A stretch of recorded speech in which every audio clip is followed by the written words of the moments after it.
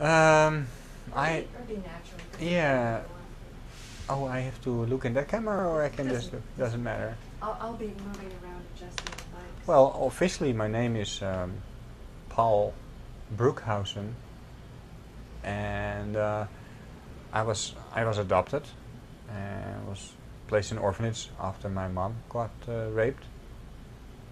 And What I an had. amazing story. Well, everybody has an amazing story. Yeah, It's just everybody does. everybody does. I'm not more unique than anybody else. It's just maybe I'm a person who doesn't care what other people think about me, because people always have positive or negative thoughts, and it's all based on judgment. Even positive thoughts are judgmental. So it doesn't really matter. You could just say, I'm going to release who I am, and I love people. That's my way, and I wasn't there either. I mean, I have a lot of shortcomings, and I recognize them, and you face them, and you try to be better next time. It's No. human. What I meant was that it's just really wonderful that a woman would have such love for her child. She keeps the child, because in this day and age, there's so much, social acceptance of abortion. And not that I'm not for pro-choice. Everybody should. I'm for less government interaction, but I still think it's very touching that your mom was raped and yet she kept you. Yeah. She carried you for 9 months. Yeah. And then she turned you over to who she must have felt would have been a better home. I have met her. You met your mom? When I was 17, and it was too early. I mean, there was no. I remember I was in Amsterdam and came in. And it was all organized, of course, prepared by social workers. My mom was sitting there at a chill kind of place where they do that. I don't even know anymore where it exactly was, but what happened is that she was sitting there with her. I had flowers. I bought flowers for her. I know that. And then she came and she had this towel around her neck, a towel around her, like a Muslim woman.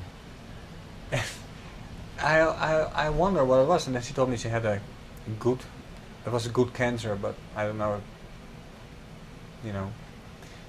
She had an operation in her tumor, and it was good, but her hair was removed.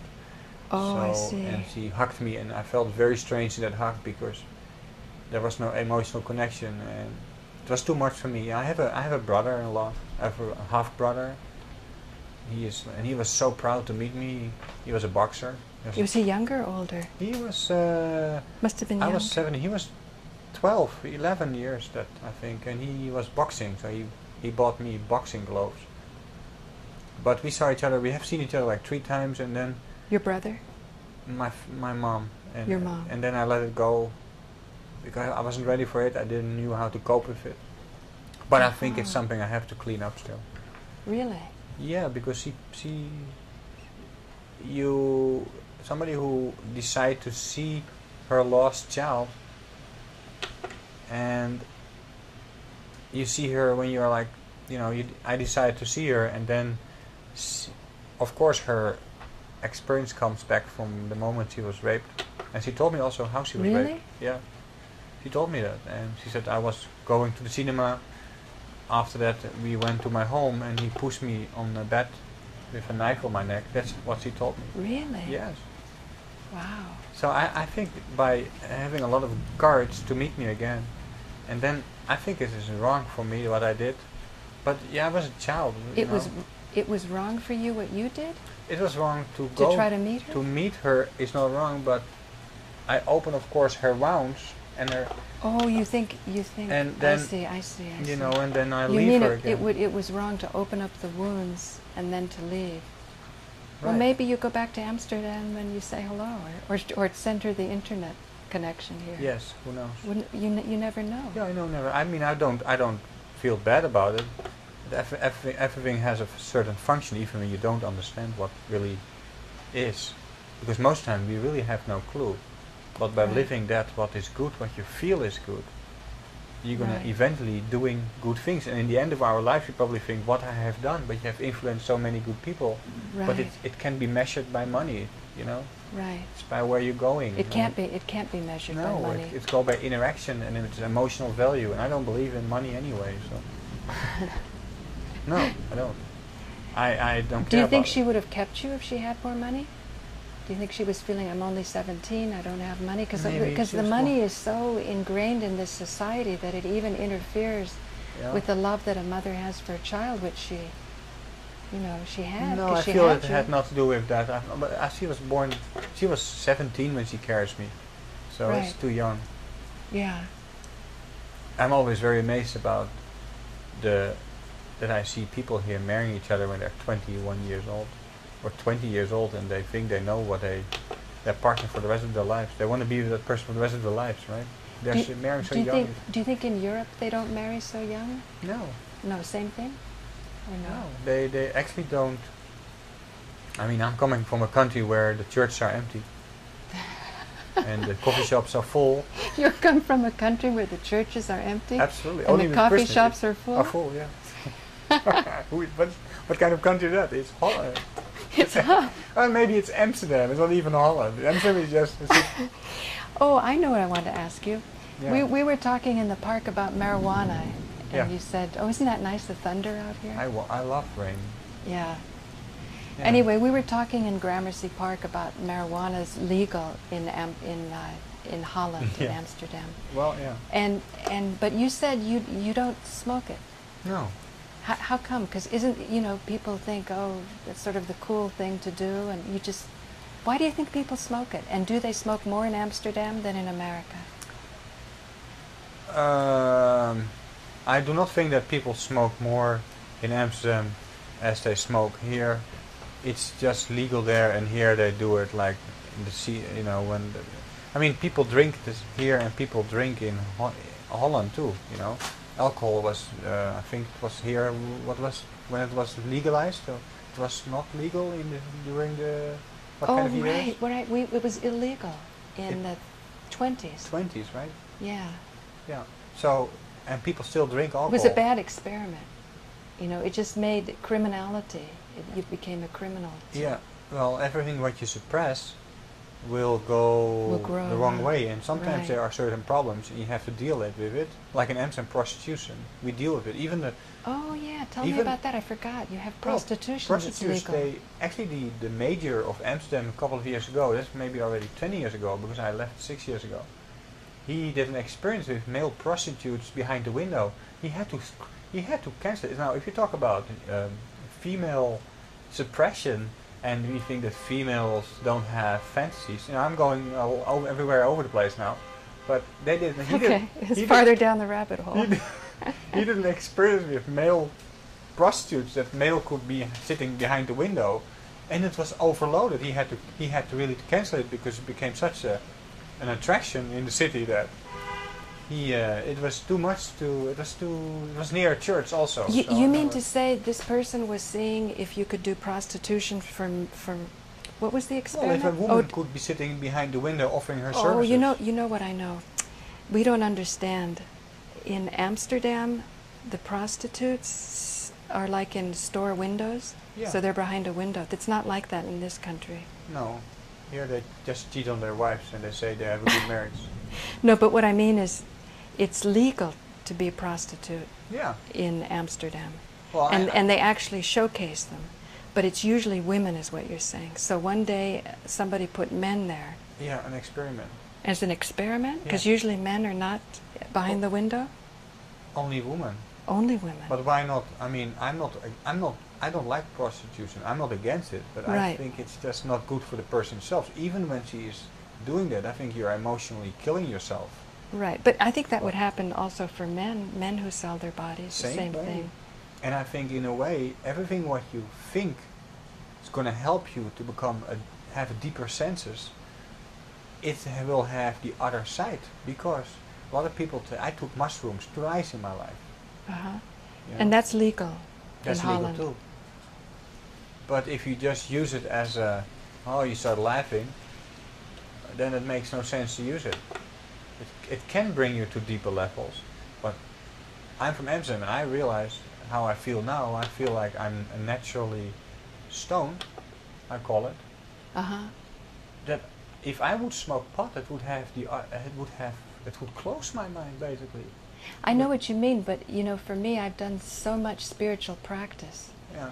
And so when I say I don't want to take drugs, it's because of all the spiritual practice. Right. But a lot of people don't understand that. But your spiritual practice is kind of interesting, if you want to call it a spiritual practice. I don't know if you do. It's not drugs. What do you do to connect with the divine? Because we just met in the park. We had a nice conversation. Right. How do you connect with? You have a vision of life beyond money and gaining. How do you keep that vision? Oh, it's a very good. How I keep that vision. Well, Stay inspired. well, during my life, I grew up in sport, and I still want to. I'm still busy with my age group, track and field, high jump, because I just like to jump over a bar. Probably Your when age, you were. I was a national champion when I was younger. Oh, really? Yeah, but I was Wow. 17, so. And You were because- a national champion the Yeah. same year you found your mother. Yes. Is that right? She was 17 when she had you. Yeah. You were 17 when you found her. Yeah. And I was indoor and outdoor champion. And 17, that's what an interesting age. huh? That's an interesting age. Yeah. I think- Because I tell you why. Because we're going to Yeah. to very deep levels here now. The reason I'm going to say is I was in New Delhi in 1980 and I was around 29 years old. And Maharishi Mahesh Yogi was lecturing to about 3,000 people about science. He had Dr. Keith Wallace, who had done some of the first research on meditation that was published in the journals. Listen to the thunder, it's dramatic.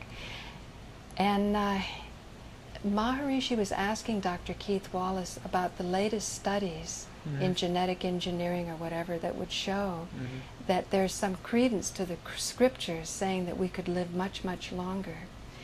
And they were talking science, and most of the people didn't like science. They liked Maharishi to sort of hypnotize them and talk about the Vedas and things. So they were creeping out of the hall. And because people were leaving, I kept moving closer and closer. And at one point, I loved high school biology. I love science. I love understanding how things work. So my mind was so fulfilled. And at that time, I had such a huge connection with Maharishi. My heart was so open that for 5 minutes, I had a vision of physical immortality. And I became, believe it or not, 17 years old. Really? Yeah, and it seems like, okay, big deal, 17, 29. But what I saw was everything that was dramatic that happened between 17 and 29. Flashing before me was seeing my husband in bed with someone else. Really? And for example, Yeah. it was in 5 minutes, this all was so intense. And I saw that our longevity is not how people behave to us, but how we react to how they behave. I could make my husband wrong for the rest of my life, but the truth was, my reaction, I was paying for it. And that's how I saw that we're not trained in this society to understand immortality, for example. Right. So it just triggered me that your mom was 17 when she had you. Yeah. You were 17 when you found her. You were a national champion. And then I went back to being 17, so there was something important about that year. Anyway, just a little aside. Funny. There's always a reason. There's always reason for some understanding, and understanding sometimes comes. I'm sorry, I Right. probably totally distracted you. No. You were saying you were a national champion in pole vaulting? Track and field, high jump. In track and field. In I had Holland. I think I never reached really what I could reach, but maybe I just had to spiritually jump instead of really jump Physically. over bar. Well, physically, I had different coaches, and I had so much problems that time. I think it screwed me all over, and What were your problems at that time? You mean some coaches were too mean and they wanted to No, discipline you? I was too opinionated, and I wasn't. Look, it's like this is not a. I was not living in America. Like when you are good in sport, you have your coach. Everything is so professional here, and I love that.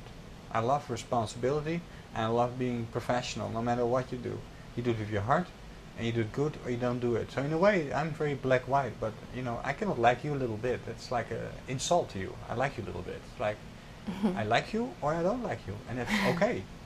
Right. It's honest. Right. It isn't a little bit love. You know, that's interesting, and I wonder if that's an American thing, to be sort of afraid of commitment. Oh yeah. One way or another, even if you don't like someone, commit yourself to not liking them. But you know why that is? Because people in this society, and I'm not sure if it's only America, but it's so much, there's so much need to survive.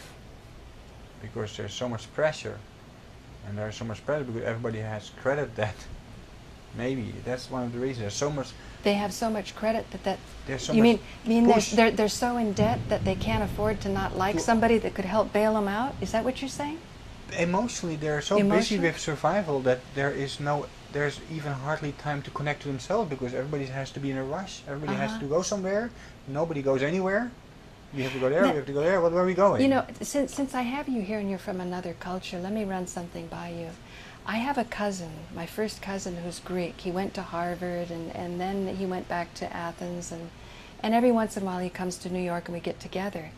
And even though we don't see each other that much, we really understand each other on a certain level. And he told me something once. He was at a party, and he was explaining his philosophy, you know. And Greeks tend to be so passionate about what they believe in.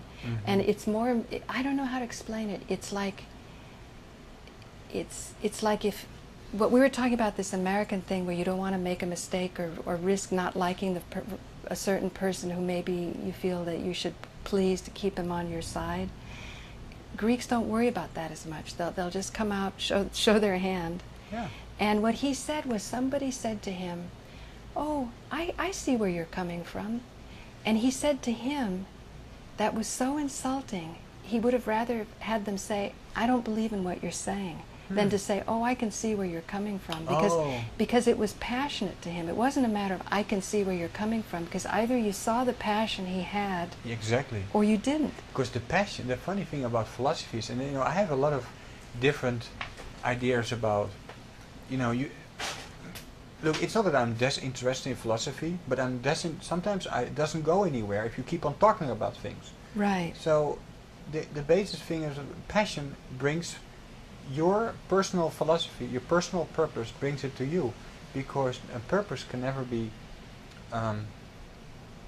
defined by what it really is. It is a personal experience, but it's very hard to explain things. And I think that truth is not a definition, it's an individual, it's a personal based journey. And once you start explaining that, you can't be impassioned anymore. I don't know what I'm saying, but it's from my heart. So. Well, we were talking about when you were 17, right. You didn't have professional coaches, and you admired the professionalism in this country, and you said you were opinionated. Well, now, what would a professional coach in this country do with a talented, opinionated 17-year-old to push them into what you're talking about, more than philosophy, but actual performance, that you win the medal, you know, you jump over the high bar, you push farther than you thought you could, or, you know? I would, well... What would a professional, I mean, that's a plus of America, that wasn't in Holland. Well, the plus is that if something is going, like in my personal experience, when I had an injury, I had to figure out what it was, and I had to solve my own problems. But you should have, there's the team, there's the doctor of what kind of university it is, it doesn't matter. Here in America. Yes, and they will take care. You know that's a good doctor, you don't have to worry. You just have to be busy with jumping over a bar. Oh, you like that? That is professional. You are the athlete. That's professional. But and you know what? There's another side of that. You don't take responsibility for figuring it out yourself, because what if the doctor doesn't know as much as you do? But you know, that's funny. That's so funny. You know why? You're so right. That responsibility, that is a so-called black hole, where a lot of professional sporters, when it's over with them, are falling. They're falling because nobody cares anymore about you suddenly. And you thought that your caring was based upon the applause they gave you your entire sport career. Right. I know a very good... So you could be, there's a potential for you to be destroyed by somebody else's opinion, either a doctor who maybe isn't right about what's going on with you, or fans that are no longer theirs to support you. It's very risky business. You need to you know that you have the talent to do something, but you need to have the help from different groups to give it to get it in a complete package. And there is of course there's so much selfishness, Selfishness. their own values, their own need to help this particular person, that can destroy the complete athlete, right? Oh. And that happened a little bit with, I knew there was something that this coach said this and this coach said this, and I felt I was doing my own lecture, like my own investigation about how high jumpers should train, and I said, well, this is not good, and if you only do cleans, that's not good, and if you only do deep squats, it's not good.